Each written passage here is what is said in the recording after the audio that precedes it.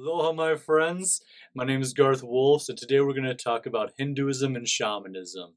So we're going to go through 3 points on how these actually complement each other and how these beliefs come from opposite sides of the world but received very similar downloads from the Great Something, from Great Spirit, from Brahman, or from deities. So we'll dive into that. So the first point we're going to talk about is cosmic balance and karma.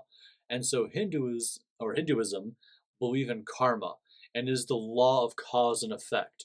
When actions of good or bad, or certain ripple effects are done, determine the future outcomes, influencing one's position in their cycle of rebirth. So as you're on your line of existence of life and being, each thing you do causes something. So whether it's good or bad, that ripples out, and on your cycle of rebirth, it comes back. So their version of karma is a little different than Buddhism, which we talk about in a different video. In Hinduism, it's almost that the karma is directly to the next rebirth, and it is connected to whether you'll rebirth or break the cycle based on how you show up. And then how you are rebirthed in the next life is a direct reflection of how you showed up in your past lives, which is similar to shamanism, where they believe you are the reincarnation of your ancestors. And so, or the manifestation of your ancestors. They don't say reincarnation, sorry, they say manifestation of your ancestors.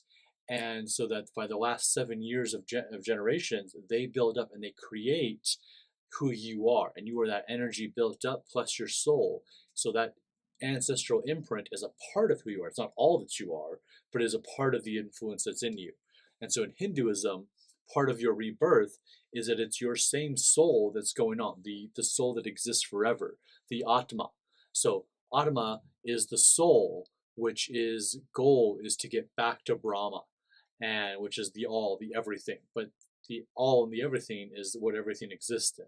And the individual soul that's immortal, everything that shows up, everything in existence, everything that has a consciousness has a soul, and those are all Atmas. So I'm an Atma, you're an Atma, but we're all connected back to Brahma. Make sense? If it doesn't, leave a comment down below and I can dive into just that concept alone in much more detail. And so within shamanism, it's not that there's so much karma, but they do believe in ripple effects, or that often maintain that the actions that you take in this life affect the spiritual realm. And what happens in the spiritual realm affects this life. And so there is a balance that happens in the physical realm and the thing. But if you commit something here in the physical realm, it affects your spiritual side and it might cut you off from spirit guides or deeper things. And that might even result in a faster death if it was negative, or it might result in a positive. Sometimes in life we focus too much on the negative ripple effects, but these are good ripple effects too within both karma, where your next life might be better than this one, or within this life, within shamanism, that what you've shown up with might increase yourself. You might reach a new heightened state of consciousness, a new heightened state of being. And so shamanism seek harmony in all things. And so if you're showing up in a way that's disharmonic, the balance is disrupted.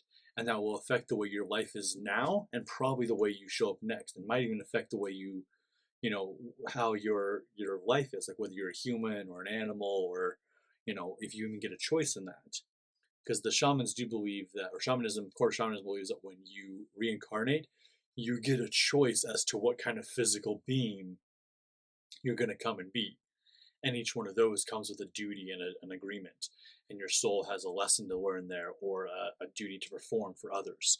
But there's this belief that if you've been very, quote unquote, crappy for the last several, lifetimes, you may not get a choice and may be placed in one to teach you a lesson to help your individual soul shift in the goodness of Pachamama, which we are the extension of Pachamama, the earth.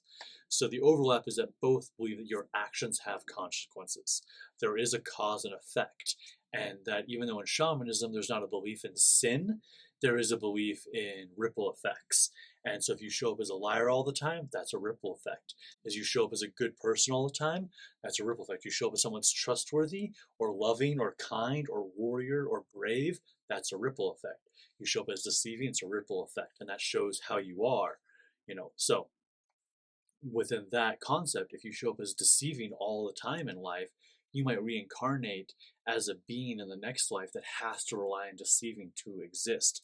like um, like a mockingjay or a possum that has to play dead to survive, and different things like that. So you actually work all of that out of your system, all of that out of your energy, so that way the next time you incarnate, you no longer have a desire to be sneaky. That part of the soul is done playing that game. So moving into the second point here is altered states of consciousness. What I mean by altered states of consciousness is that both in Hinduism and shamanism, they believe there are these extra states of consciousness you can get into. So in Hinduism, it's like transcendental meditation, or meditation in general, is central to a lot of Hindu practices. So Raja Yoga, or Bhagavata yoga, or Kundalini Yoga, those are all things that focus getting you out of your body into a higher state of mind, but by using the body as a portal. So it's not a escaping the body, it's an integration of the body to integrate into the emotional body, to integrate into the mental body, which allows you to have spiritual experiences. And so meditation is that same concept. So yoga is a form of meditation. And so these beliefs go back and forth, and they go hand in hand to help you go down these paths to achieve self-realization, to achieve a heightened state of being, an enlightened state. Now, shamans believe in entering altered states of consciousness through meditation, drumming, other ways to communicate with spiritual beings like ancestors, spirit guides, great spirit, and to access hidden knowledge. And in shamanism, this is sometimes called, heightened states of consciousness. And so some traditions believe there's like 7 states of heightened consciousness. Some believe there are 13. One of my spirit guides, Arco Iris, taught me that there are an unlimited altered states of consciousness. And so each altered state of consciousness is a heightened state of awareness. And so you can be in a heightened state of awareness, which is also an altered state of consciousness. So like, have you ever heard of like the runner's high, or maybe even yourself, like when you've had a cold or a flu, and while you're sick, you're in one state of being. And then there's kind of like a moment when you come out of sickness, or maybe even when like the fever breaks. So like when the fever breaks, that's one state of consciousness. When you come out of it, you're in a different state of consciousness. And so when you do meditation, you enter into a different state of consciousness. When you do shamanic drumming, you enter into a heightened state of awareness. When you do breath work, heightened state of awareness. When you work with plant medicine or special plant dietas or sweat lodges or vision quests, you're going into heightened states of awareness and altering consciousness. And so these are 2 things that both the Hindus and the shamans believe is that it's a key thing to achieving self-realization, self-actualization. To achieve the best version of you in this life is to do this and to go into altered states of consciousness for yourself and your community.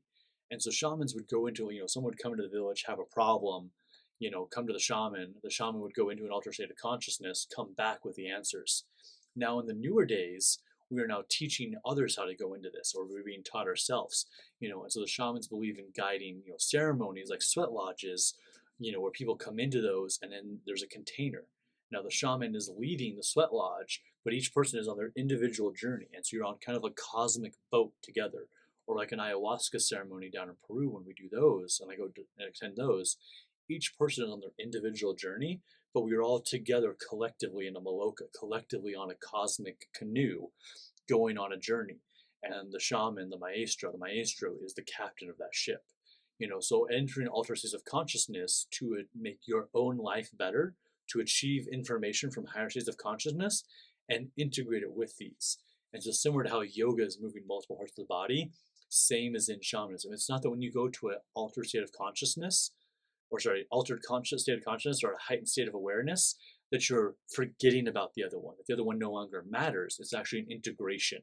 They fit inside each other and stack upon each other to achieve greater states of being.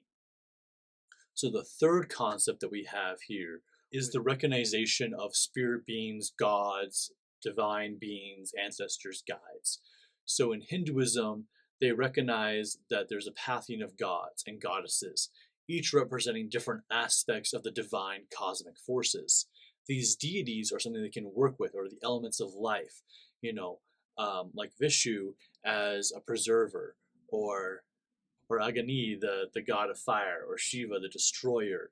And in shamanism, there's also a belief that there are these higher vibrational entities that do serve things that are the creators, like Huayracocha and Pachamama and Pachakarmak, as well as like the Apus, which are the mountains, or You have Ama, Waira, Nina, Una, the elements, the five elements, and then you have the divine masculine, the divine feminine. These are real entities and spirits and vibrations that exist out there. And then you also have spirit guides that connect with you, that have different names and entities. And they can be animal guides, or there might be other things. And so there are like nature spirits, animal guides, ancestral spirits.